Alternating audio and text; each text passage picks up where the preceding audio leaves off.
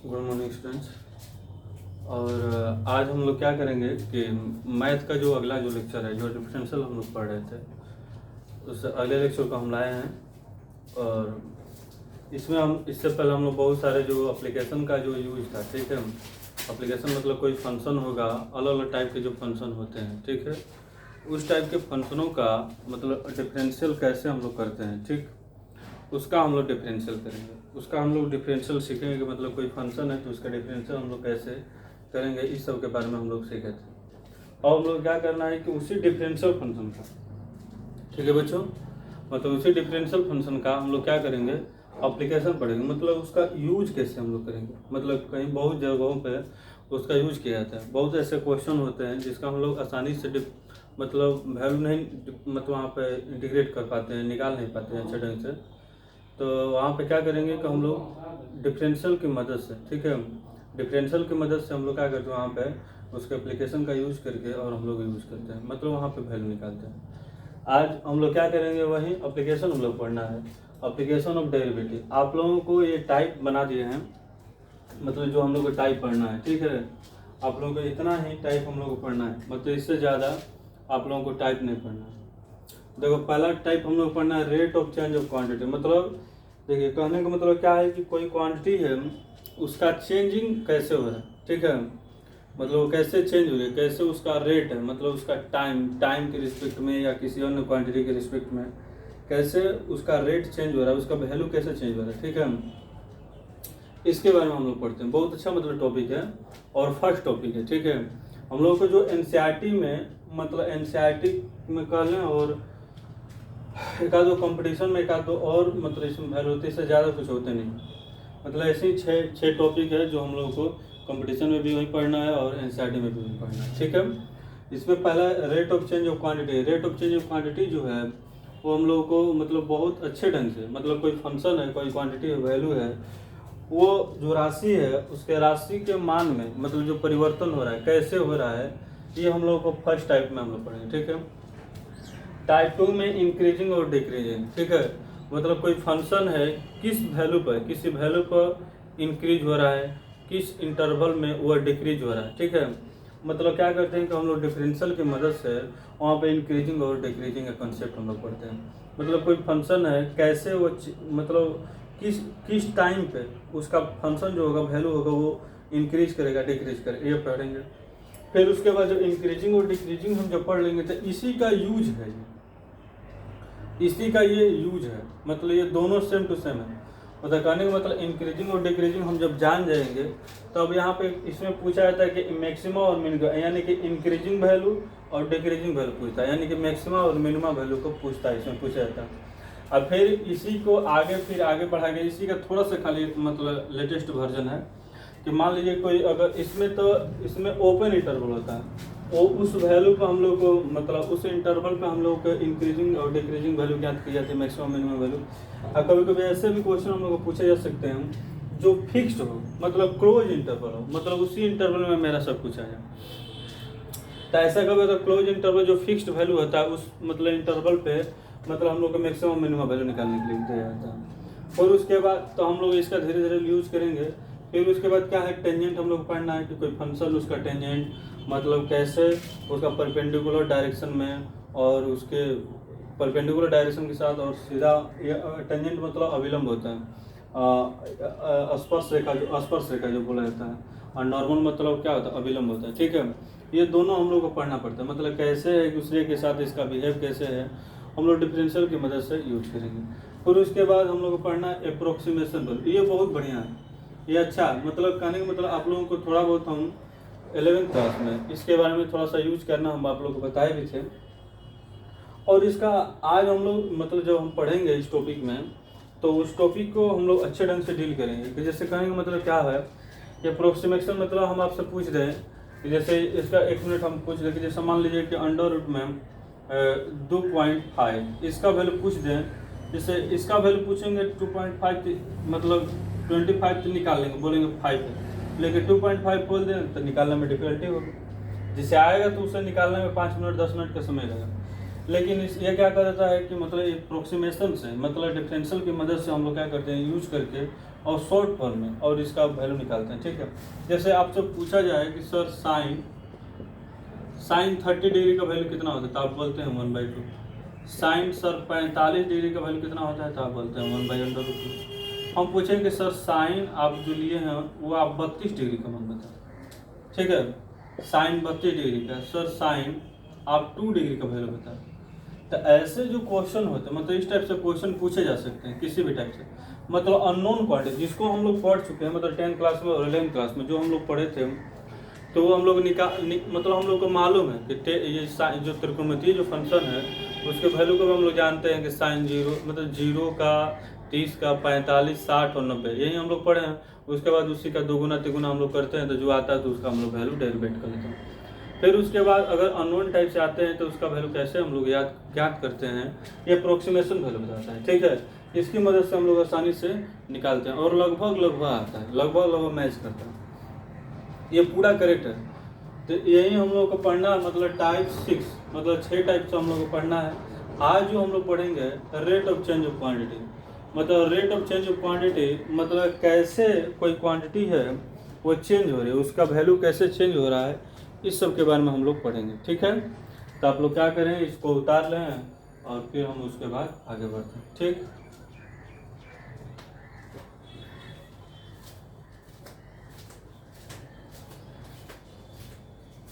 इनको हटाऊँ इनको नहीं है, आ जा।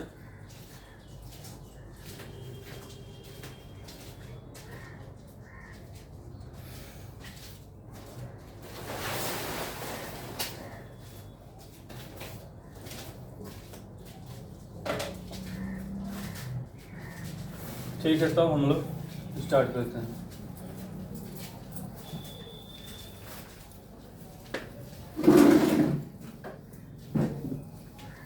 आज हम लोग का जो फर्स्ट टॉपिक रहेगा उसका नाम है राशियों में परिवर्तन। ठीक है, राशियों के में परिवर्तन की दर या rate of change of quantity आप लिख सकते हैं।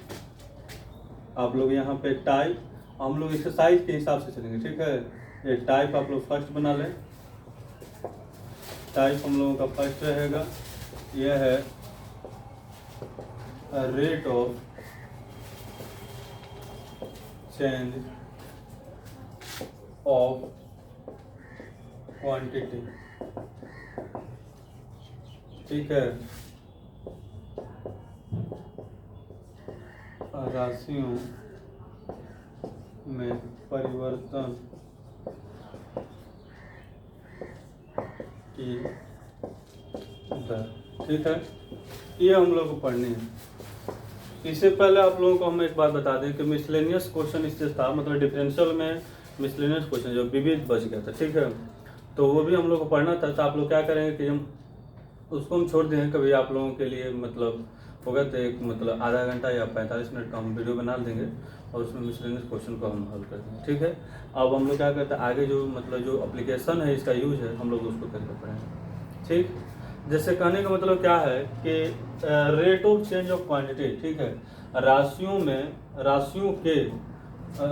परिवर्तन की दर। ठीक है, राशियों में परिवर्तन की दर हम लोग पढ़ना है। तो जैसे कहने का मतलब राशियों में परिवर्तन की दर कैसे हम लोग ज्ञात करेंगे, जैसे आप लोग कुछ लिखें, जो हम लिखवाते हैं कंसेप्ट बताते हैं। देखो उसके साथ देखिए कहने का मतलब आप लोगों को कभी कभी क्या होगा, ऐसे दिया रहेगा। फर्स्ट टाइम आप लोगों से पूछेगा कि कोई एक राशि दी गई है, एक राशि दी गई होगी और दूसरी राशि के रिस्पेक्ट में पूछेगा। ठीक है, पहली बात जो हम लोग को रेट जो पूछेगा, मतलब एक राशि दी गई होगी और उसका जो चेंजिंग पूछेगा दूसरे के रिस्पेक्ट में पूछेगा। ठीक है, तो हम लोग निकालेंगे। या कभी कभी ऐसा दिया रहेगा कि हम लोग को वैल्यू देते हो, जैसे मान लीजिए कि दे दिया कि जैसे बोल दिया कि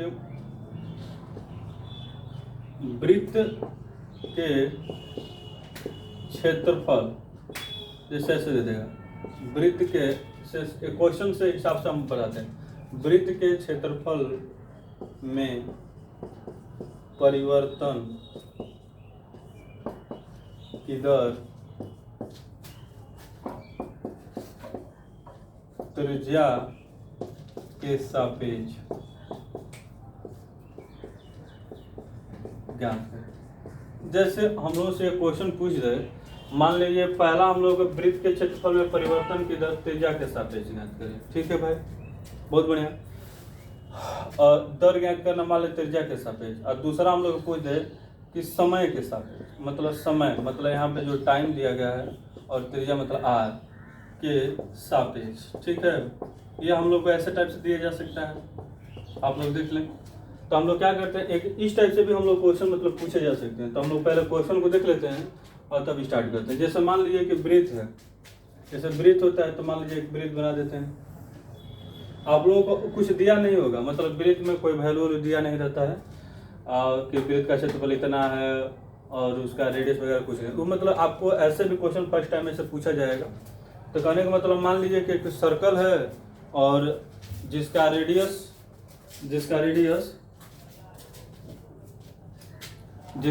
कितना है, जिसका रेडियस मान लेते हैं हम कितना है कि आर मान लेते हैं। मान लीजिए भाई साहब कि इसका रेडियस जो है वो आर है। मान लीजिए स्मॉल चाहे छोटा वाला चाहे बड़ा वाला कोई मान लीजिए। ठीक है, हो गया। मतलब एक सर्कल है जिसका रेडियस क्या है, आर है। तो हम जानते हैं, चूंकि आप लोग यहाँ पे लिख लें कि चूंकि वृत्त का मतलब वृत्त का क्षेत्रफल यानी कि एरिया ऑफ सर्कल, क्षेत्रफल जो होगा, क्षेत्रफल को हम किससे सूचित करते हैं। मान लेते हैं वृत्त का क्षेत्रफल क्या होता है, पाई, और उसकी त्रिज्या कितना है, आर, तो आर स्क्वायर हो जाएगा। वृत्त के क्षेत्रफल को हम सूचित करते हैं ए से, तो ए बराबर क्या हो जाएगा, पाई आर स्क्वायर। इतना हम लोग लिख लिए। ये हमेशा जो हम लोग को पूछेगा उसके रिस्पेक्ट में हम लोग निकालेंगे। और फर्स्ट टाइम बोला है कि फर्स्ट वाले में कि आप क्या करें कि परिवर्तन की दर निकालना है किसके सापेक्ष, सर, त्रिज्या के सापेक्ष। तो हम यहाँ निकालेंगे, लिखेंगे यहाँ त्रिज्या के सापेक्ष। ठीक है, त्रिज्या के सापेक्ष यहाँ पे लिखेंगे क्षेत्रफल में परिवर्तन की दर। कैसे करेंगे परिवर्तन की दर, तो इसका मतलब दोनों तरफ अवकलन करेंगे, किसके रिस्पेक्ट में, आर के रिस्पेक्ट। तो यहाँ पे लिखेंगे डी बटा में डी आर, यहाँ पे हो जाएगा ए, इधर लिखेंगे डी बटा में डी आर और यहाँ पे हो जाएगा पाई आर। ठीक है, अब इसको हम लिख सकते हैं यहाँ पे, इसको तो लिख सकते हैं कि डी ए बटा में डी आर हो जाएगा।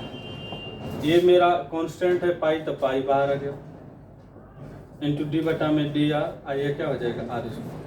अच्छा, आर स्क्वायर का क्या होता है, डिफरेंशियल, तो 2r होगा। तो आप जानते ही हैं, आप लोग डिफरेंशियल को एक बार अच्छे ढंग से देख लें। और यहाँ पे बताया नहीं जाएगा कि मतलब इसका क्या होता है, इसका क्या होता है। इसका पाई, इसका क्या हो जाएगा 2r। इसको अच्छे ढंग से लिख देंगे तो 2 पाई क्या हो जाएगा, r। यानी कि हम बोल सकते हैं कि डी ए बटा में डी आर जो चेंजिंग हो रहा है 2 पाई आर हो जाएगा। ठीक बा, और क्या हो जाएगा, 2 पाई आर हो जाएगा, यही मेरा चेंजिंग है। ठीक है, अब यहाँ पे एरिया का जो आप ध्यान सुने, एरिया का जो मतलब जो क्या होता है यूनिट होता है, वो क्या होता है, अगर सेंटीमीटर में मापते हैं तो सेंटीमीटर स्क्वायर हो जाएगा, मीटर में मापते हैं तो मीटर स्क्वायर। तो अगर मान लीजिए सेंटीमीटर में हम मापते हैं तो ये हो जाएगा, आप ध्यान से देखें कि सेंटीमीटर स्क्वायर और नीचे त्रिज्या, इसका भी अगर निकालेंगे तो सेंटीमीटर, 1 सेंटीमीटर कट जाएगा, यहाँ पर जाएगा क्या।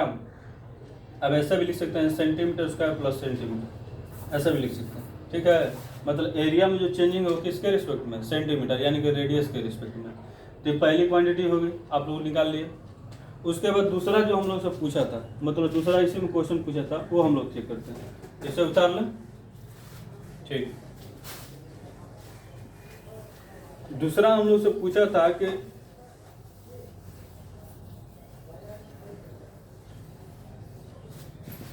देखिए, दूसरा पूछा है कि समय t के सापेक्ष, क्या आप लिख देते हैं, समय t के सापेक्ष,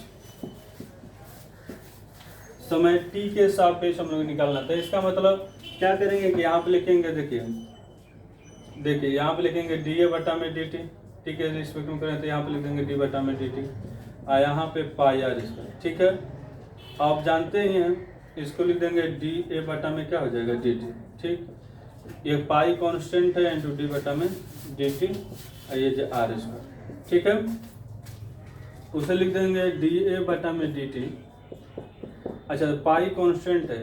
अब आप लोग को हम बताए थे कि ये दोनों अननोन क्वांटिटी हो तो पहले डिफरेंशियल करते हैं, तो आर स्क्वायर का 2r हो जाएगा, अब फिर उसको क्या करते हैं, उसका अवकलन कर देते हैं, तो लिखते हैं डी आर बटा में क्या हो जाएगा डी टी। ठीक है, ये मेरा बन जाएगा डी आर बटा में डी टी लिखते हैं, वाई होता था डी वाई बाई में डी एक्स होता है या डी वाई बाई में डी टी होता है, तो इसको ऐसे लिख देंगे, तो यह हो जाएगा डी ए बटा में डी टी इक्वल टू देखिए 2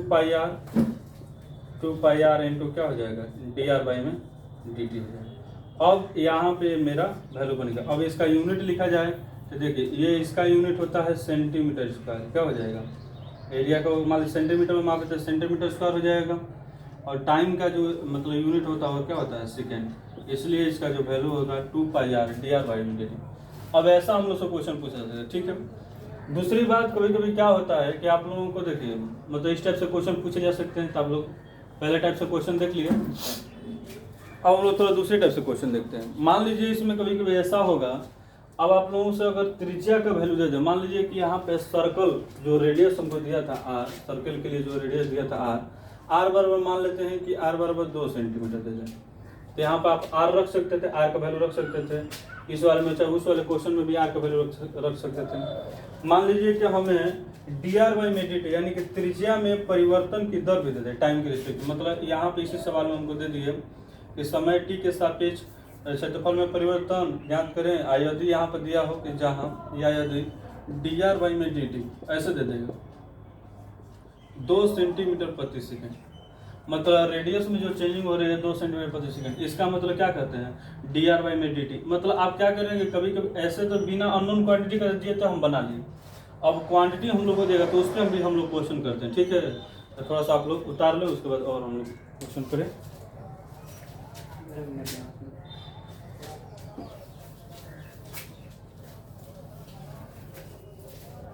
इसी को हम इस टाइप से क्वेश्चन बनाते हैं। ठीक है,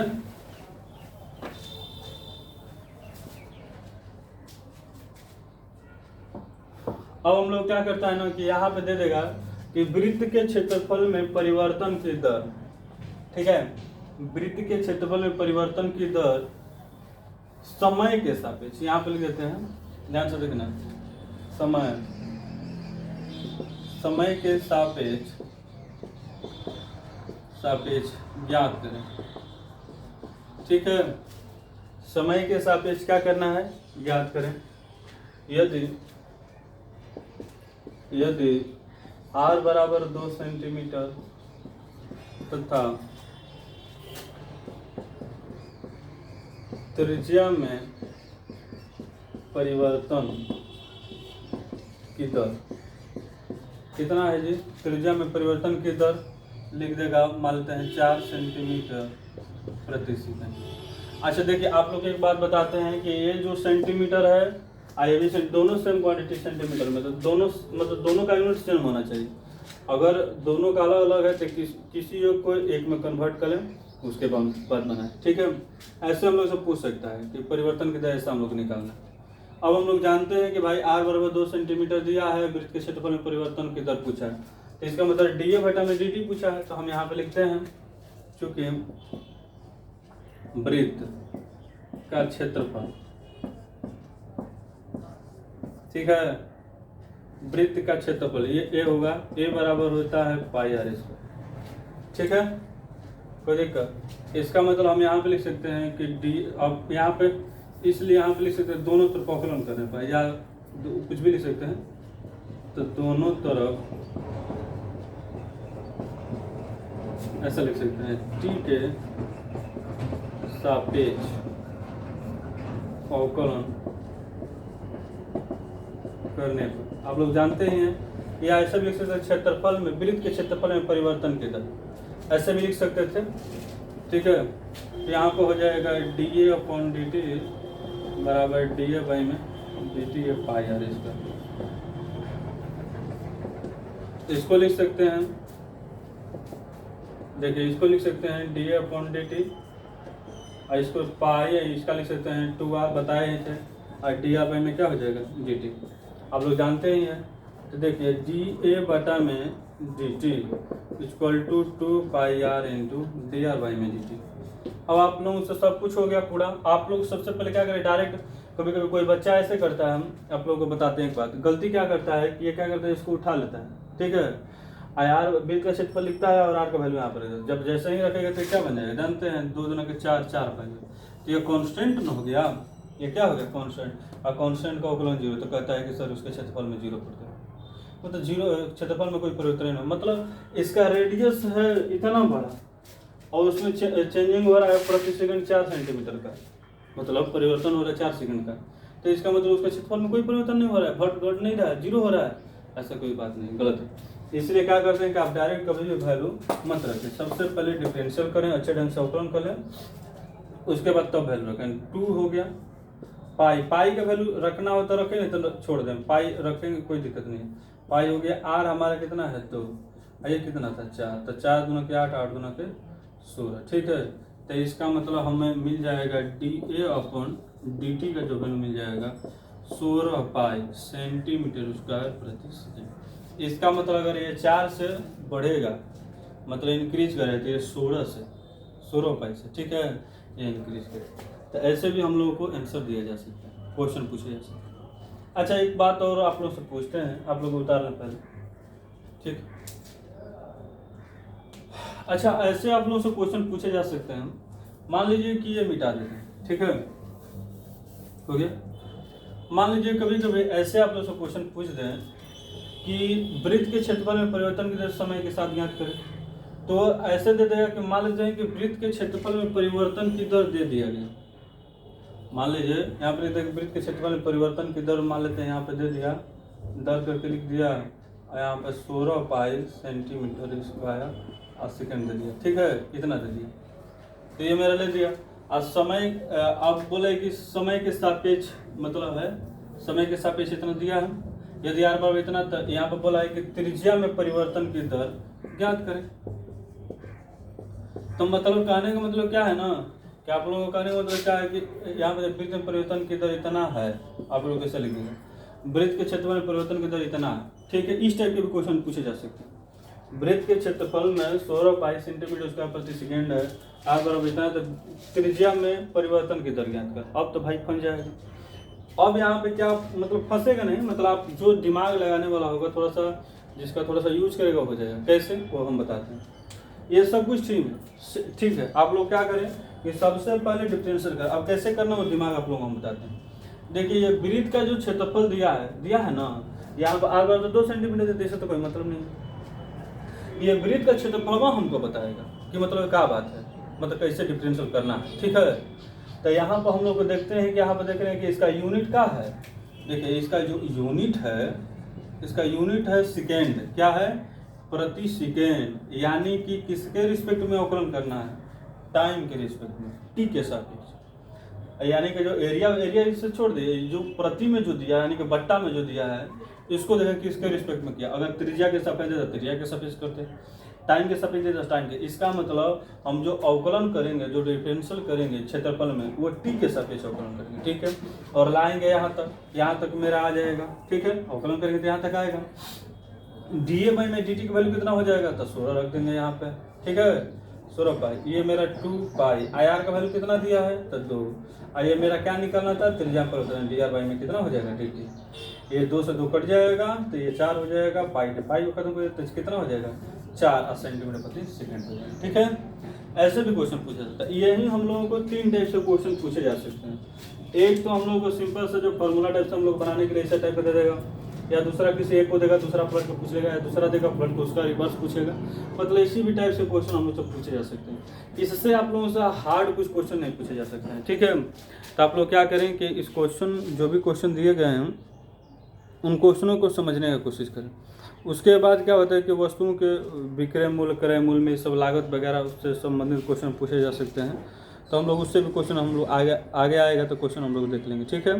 तब तक हम लोग क्या करते हैं, एक्सरसाइज हम लोग निकालते हैं, और जितने भी अच्छे टाइप के क्वेश्चन है सब हम लोग करते हैं। कभी वृत्त का क्षेत्रफल दे देगा, आयत का क्षेत्रफल दे देगा, सब हम लोग क्या करेंगे उसमें बनाना पड़ता है। तो आप लोग क्या करें, अच्छे ढंग से देख लें और सब हम लोग समझ लेते हैं। तब हम लोग क्या करते हैं, स्टार्ट करते हैं एक्सरसाइज आप लोग क्या करें, 6.1 निकालना, ठीक है।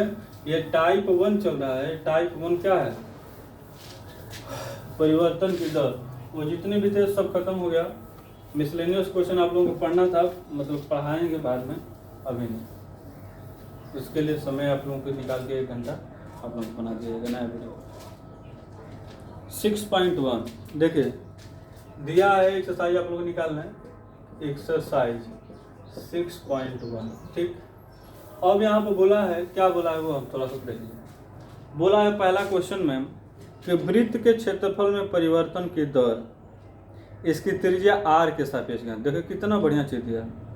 बोला है पहला सवाल में कि वृत्त के क्षेत्रफल में परिवर्तन की दर त्रिज्या r के सापेक्ष अवकलन करना है। ठीक है, ये हमको दे देगा ऐसे ही, जैसे बताया था डिट्टो वैसे चलेगा।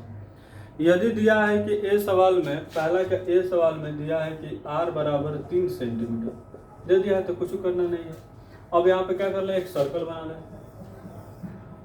फिगर जहाँ तक बनाने की बात है आप बने तो आप बना लें, r बराबर 3 सेंटीमीटर। ठीक है, ठीक। अब ये सर्कल बनता है। अब यहाँ पे क्या लिख सकते हैं कि वृत्त का, देखिए वृत्त का क्षेत्रफल, क्षेत्रफल क्या होता है, वृत्त का क्षेत्रफल क्या होता है, पाई r स्क्वायर। अब इसलिए हम लिखते हैं, यहाँ पे लिखते हैं कि वृत्त के क्षेत्रफल, वृत्त के क्षेत्रफल में परिवर्तन की दर, ठीक है, दर त्रिज्या r के सापेक्ष दोनों तरफ, ठीक है, अवकलन करने पर। ठीक है भाई, तो ये मेरा ए हो गया, यहाँ पर लिख सकते हैं डी बाई में डी आर हो गया। ठीक है, इधर लिख सकते हैं डी बाई में डी आर, सॉरी ये पाई आर इसका। ऐसा ही तो क्वेश्चन हम बनवाए थे, पहला क्वेश्चन ऐसा ही टाइप का था। ये डी ए बाई में डी आर हो गया, कुछ कर इधर करना, इसका अवकलन कर देंगे आर स्क्वायर, इसका अवकलन कर देंगे तो देखिए पाई तो बाहर हो गया, इसका करेंगे तो 2 है, खत्म। क्योंकि अननोन क्वांटिटी है तो जस्ट उसी तरह से आ जाएगा। अब देखिए डी ए पाई में क्या हो जाएगा, D R equal to 2 pi R. अब वैल्यू दीजिए 2 पाई है ही, आर का वैल्यू कितना दिया है 3 सेंटीमीटर, यानी कि 6 पाई सेंटीमीटर स्क्वायर प्रति सेंटीमीटर। ठीक है, यानी कि एरिया में जो चेंजिंग होगा आर के सापेक्ष वो कितना होगा 6 पाई सेंटीमीटर स्क्वायर। ठीक है, प्रति सेंटीमीटर कितना होगा 6 पाई, इतना आप लोगों का मतलब चेंजिंग होगा उसके एरिया में। ये हो जाएगा, ये पहला सवाल हो गया। ऐसे ही इसका बी क्वेश्चन है, वहाँ पर आर बराबर 4 सेंटीमीटर, आर बराबर 4 सेंटीमीटर आ जाएगा। ठीक है, आप लोग बना लीजिएगा। अब हम चलते हैं क्वेश्चन नंबर दूसरा, आप लोग बताते हैं। एक बात आप लोगों को बता दें कि एल्जेब्रिक जो भी फार्मूला है, ठीक है, एल्जेब्रिक जो भी फार्मूला दिए गए हैं आप लोगों से, इसमें एल्जेब्रिक फार्मूला और त्रिकोणमितीय फंक्शन यही सब का यूज है। ज़्यादा से ज़्यादा एल्जेब्रा का ही यूज है। एल्जेब्रा का हम लोग को यूज करके और क्वेश्चन को हल करना पड़ता है। तो आप लोग क्या करें कि एल्जेब्रा को अच्छे ढंग से याद कर लें, नहीं भी याद हो तो आप लोग क्वेश्चन को उसको देख लें, फार्मूला को एक जगह अपने जगह रख लें और तब बनाएं क्वेश्चन। जैसे दिया है दूसरे क्वेश्चन में, ठीक है, दूसरा क्वेश्चन कैसे पूछा है, दूसरा क्वेश्चन में पूछा है कि एक घन का आयतन, पहले घन बना लेते हैं। ठीक है, ये घन हो गया, बन गया भाई।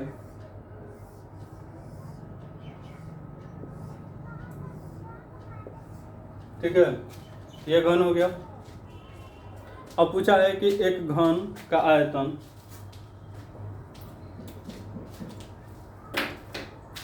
दिया है, घन के आयतन में 8 सेंटीमीटर क्यूब प्रति सेकेंड आ गया भैया। घन का आयतन यहाँ पे दिया है कि डीवी, घन का आयतन यही ना होता है डीवी, तो डीवी बाई में डी टी, इसी के सापेक्ष लिखा है 8 सेंटीमीटर क्यूब प्रति सेकेंड भैया, दे दिया है, काम खत्म।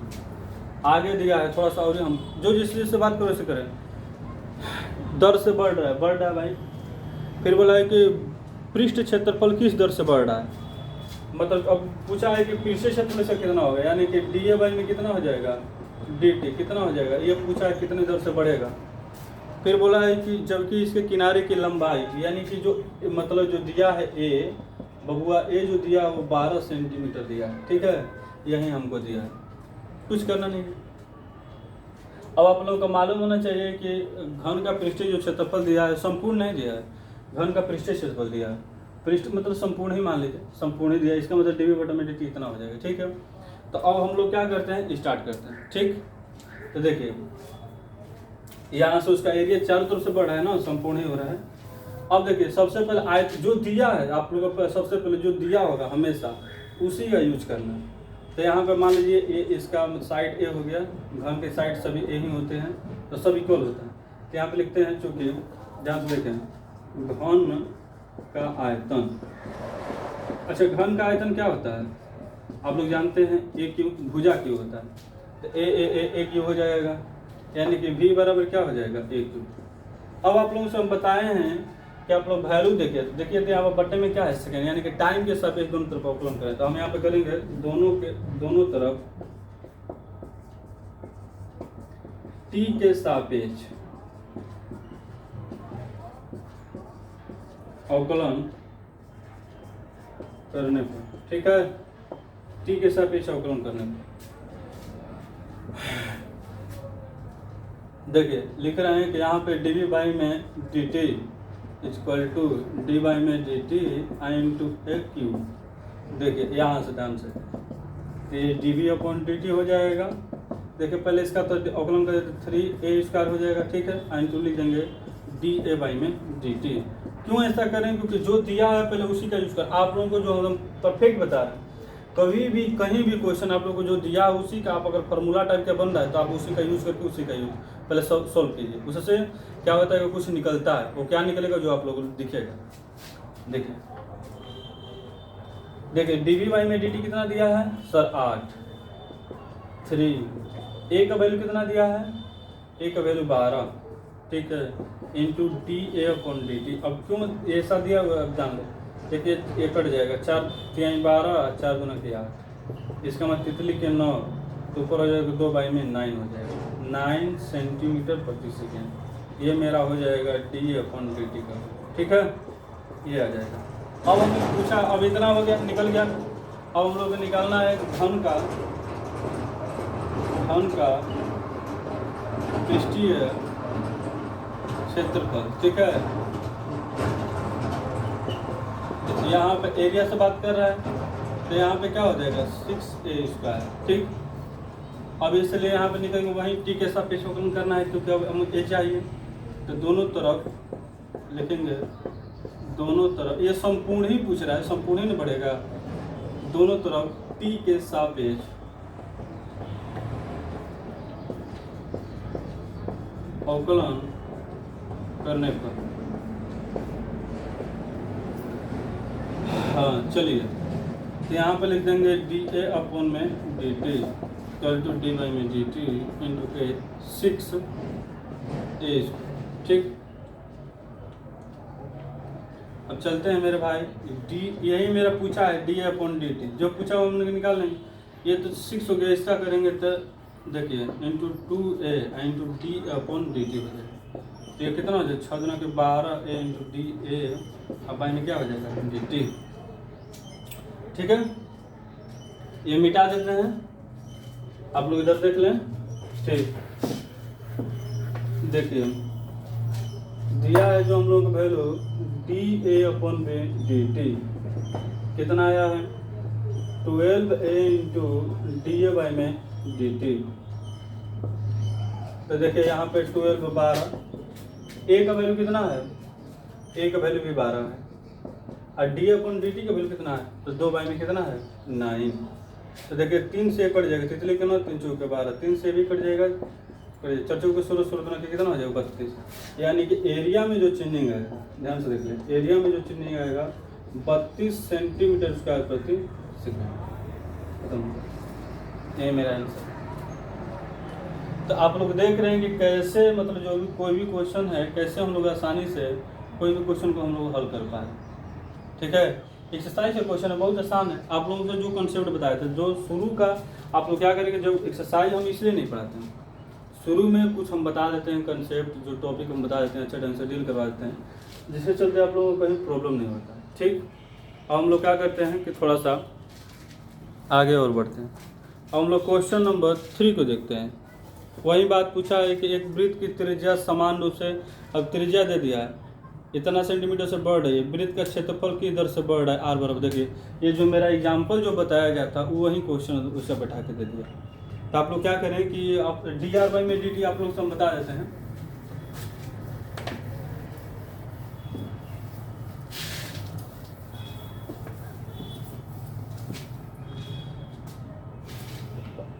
देखिए दिया है इसमें कि डी आर मतलब डी आर बाई में डी टी का वैल्यू दे दिया है 3 सेंटीमीटर प्रति सेकेंड। यहाँ पे आर का वैल्यू दे दिया है कितना 10 सेंटीमीटर। तब पूछा है कि सर डी ए अपॉन में डी टी। आप लोग नहीं निकाल सकते हैं इसका, पाई आर स्क्वायर हो जाएगा दोनों तरफ टी के साथ चौकलन कर नहीं निकल सकता है, निकल जाएगा। आप लोग ऐसा एग्जाम्पल में हम करवाए थे, आप लोग बना लेना, ठीक है। अब हम लोग चौथा चलते हैं। बोला है कि एक परिवर्तनशील घन का किनारा देखा गया। वहीं अभी सवाल जो हम लोग बनाए थे ये तीसरा, ये चौथा आप देखते हैं, चौथा भी वही है। एक घन बना लेते हैं, वही घन बनाए थे जिसमें बोला है कि इसके जो किनारा वो भी बढ़ रहा है। कितने से बढ़ रहा है भाई, आप लोग देख लें। एक परिवर्तनशील घन का किनारा 3 सेंटीमीटर, देख लिए 3 सेंटीमीटर प्रति सेकेंड की दर से बढ़ रहा है। बढ़ने से भाई देखिए प्लस का मतलब इसका मतलब बढ़ रहा है। बढ़ने के लिए अगर बोले तो इसका मतलब हमेशा प्लस साइन होगा ऐसा, और कभी बोले घट है तो इसका मतलब आप वहाँ पर माइनस लो, ठीक है। एक बात आप लोग जरूर ध्यान दें कि कोई अगर कोई वैल्यू बोल रहा है कि इतने दर से बढ़ रहा है तो इसका मतलब प्लस साइन ऐसा ही हो जाएगा, और घटने के लिए बोलते हैं आप वहाँ पर माइनस लगाएं, ठीक।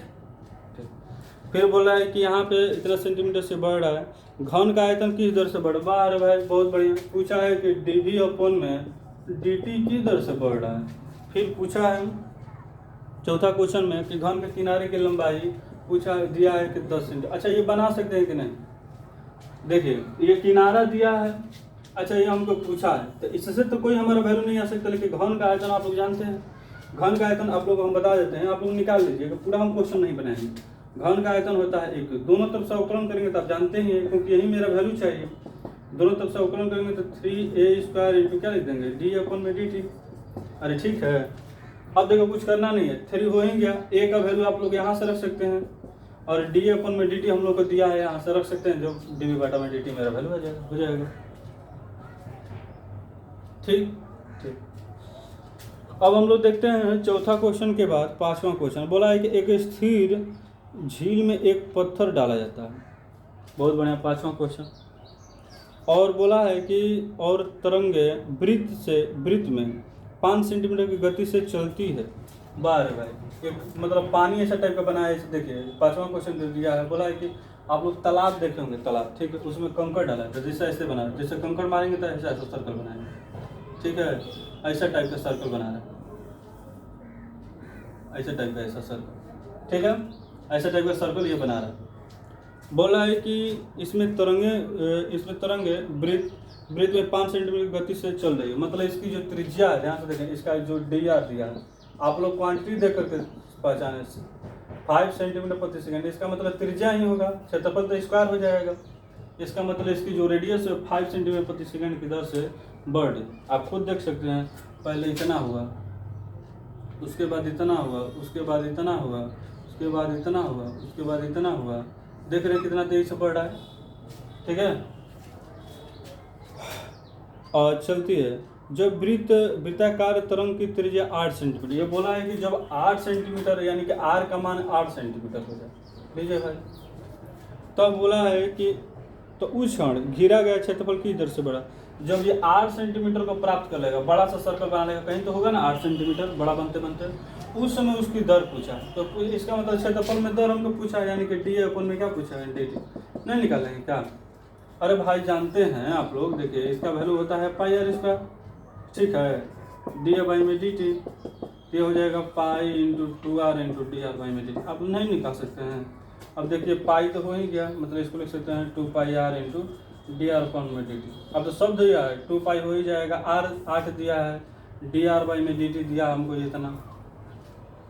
आप लोग क्या करेंगे, क्वेश्चन पढ़ते हैं और लिखते हैं, जो जो दिया वो लिखते रहें।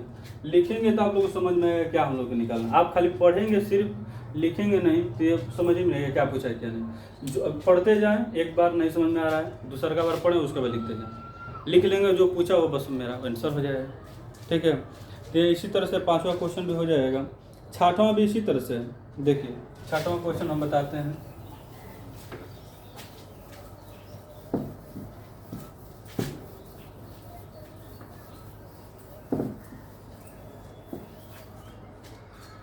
देखिए 6वां क्वेश्चन क्या है कि दिया एक वृत्त की त्रिज्या 0.7 सेंटीमीटर की दर से बढ़े, वैसा ही क्वेश्चन है।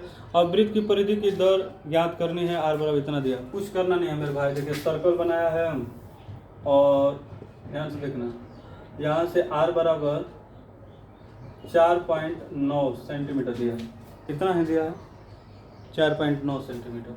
और इसकी त्रिज्या के दर dr/y में dt जो दिया है 0.7 सेंटीमीटर प्रति सेकंड। ठीक है भाई, टी के साथ चौकलन कर देंगे, ये r हो गया। यहाँ पर r बराबर दिया है 4.9 सेंटीमीटर। हमको पूछा है कि परिधि, परिधि मतलब आप लोग जाते हैं पेरीमीटर, तो c से डिनोट करते हैं तो dc बटा में dt हो जाएगा। कोई कोई इसे p से भी डिनोट करता है, यानी कि dp/dt पेरीमीटर, इसका निकालना है। अच्छा, वृत्त का परिधि क्या होता है, आप लोग से हम पूछें कि वृत्त की परिधि क्या होता है, तो यहाँ पे लिख सकते हैं कि वृत्त की परिधि।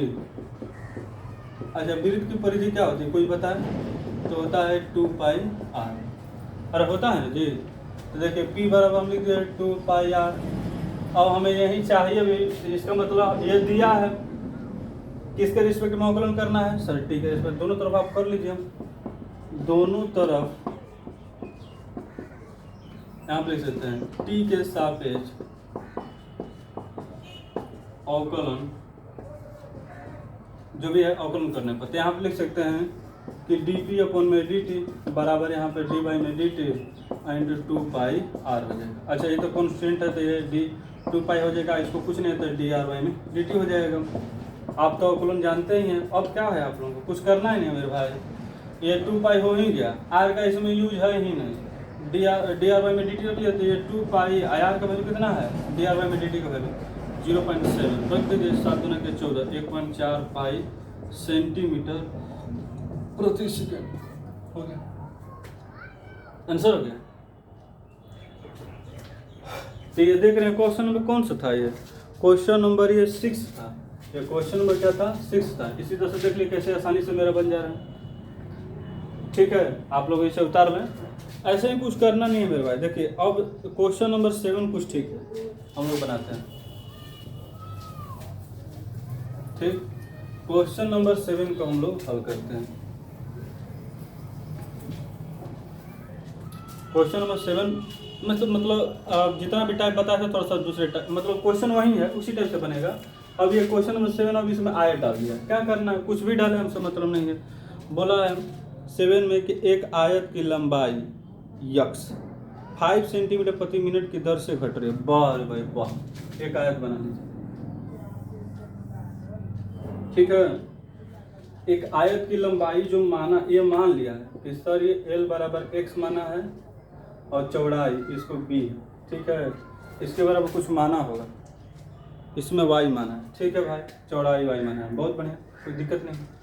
अब देखिए जैसे जैसे जैसे बोला आप वैसे वैसे करिए, कोई दिक्कत नहीं होगा। अब बोला है कि इसकी लंबाई में 5 सेंटीमीटर प्रति मिनट की दर से अथो हो रही है, तो इसका मतलब आपको जो दिया है ये दिया है, यानी कि dx/, में लंबाई वही माना चाहिए होगा, dx/, 5 सेंटीमीटर प्रति सेकेंड, और घट रही है तो यहाँ पर माइनस हो जाएगा।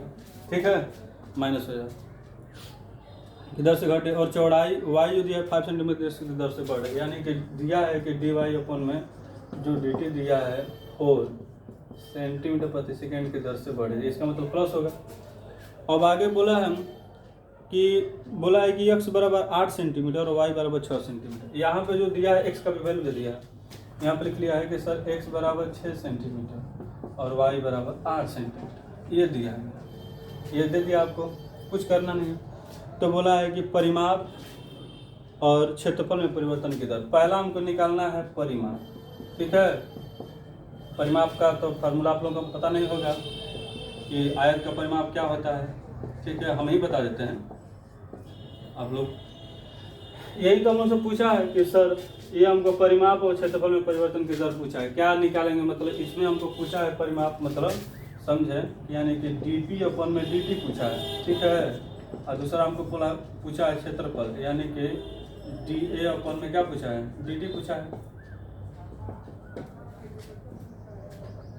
देख लें, अब हम लोग धीरे धीरे स्टार्ट करते हैं, कुछ करना नहीं है, जैसे बोलेगा वैसे भाई हम लोग कर लीजिए, जैसे जो जो बोला था सब लिख लिया डाटा। अब हमको पूछा है कि आयत का, अब परिमाप पूछा है ना, तो पहले यहाँ पे लिखेंगे आयत का ध्यान से देखें, आयत का परिमाप।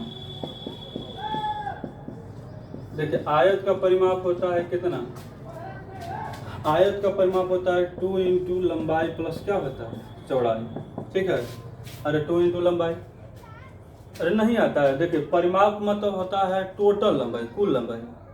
तो आप यहाँ से यहाँ, तो देखिए एगो यल यहाँ से मिल गया, एगो यल कितना होगा 2 यल, और चौड़ाई 2 भी, तो परिमाप निकलेंगे टोटल, यही तो है परिमाप, बाहरी किनारे की लंबाई, तो 2 यल और 2 भी, दोनों को जोड़ देंगे तो 2 बाहर निकलेंगे। ये जानते हैं कि P हो गया यहाँ पे हो जाएगा 2, और L बराबर क्या है x, और y बराबर क्या है y, मतलब B बराबर y। अब यहाँ पे निकालेंगे समय के साथ, देखें लिखेंगे यहाँ पे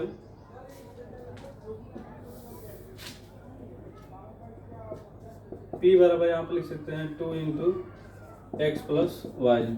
अब लिखेंगे दोनों तरफ T के सापेक्ष में किया है, दोनों तरफ T, दोनों तरफ T के सापेक्ष अवकलन